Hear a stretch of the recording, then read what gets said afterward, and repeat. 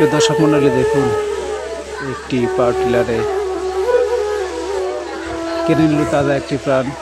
সে এই পাওয়ার টিলারটা দিয়ে তার বাড়ির পিছনে বাড়ি মাটি সমান করছিল।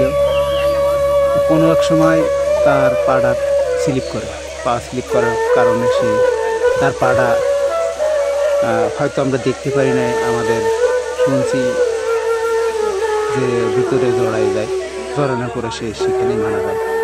তো আজকে আমরা দেখতে আসলাম, দেখার পরে স্থানটা দেখানোর জন্য আমরা যাচ্ছি।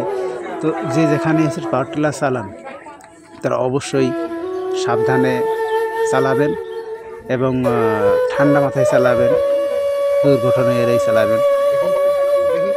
আর কারো যেন এভাবে মৃত্যু না ঘটে। আমরা সেই স্থানে এখন যাচ্ছি। স্থানটা চলুন দেখে আসি। পাওয়ার টিলারটা সেখানে স্থানে রাখা আছে।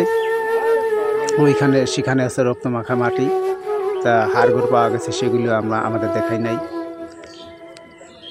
এখানে দেখিয়ে আমি বিদায় নিচ্ছি। আমি মাহবুবুর রহমান। আল্লাহ হাফেজ।